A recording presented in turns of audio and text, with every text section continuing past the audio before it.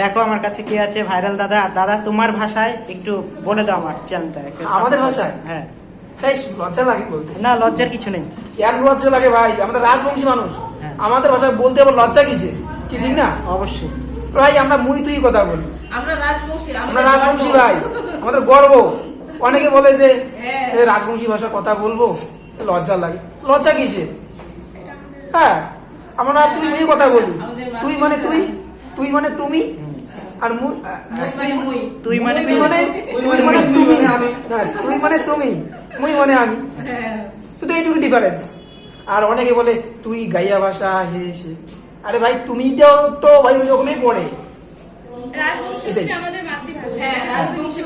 আমরা যেখানে যাই ও না, প্রথমে শুরুতে বললাম না ভিডিওতে যে তুই মুই ভাষাটা বলতে কেমন লাগে, অনেকেই বলে, মানে কেমন লাগে এটা আমি বললাম।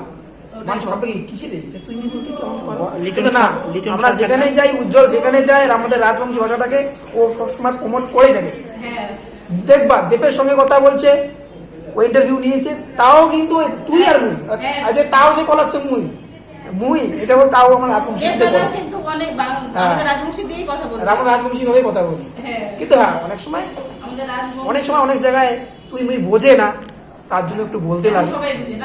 না বলছে তো এখন অনেকে না হ্যাঁ তাকে যাকে কি বললাম, তখন আবার নতুন করে বলতে হয়।